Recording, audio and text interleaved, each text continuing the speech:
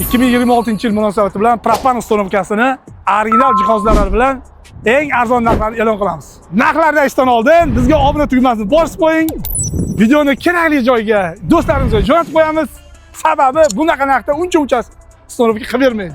Cobalt, Gentra, Nexus, Spark noshlariga xohlasangiz 47, xohlasangiz 42 ballonlar bilan 2.800.000 so'm qilib narx chiqardik.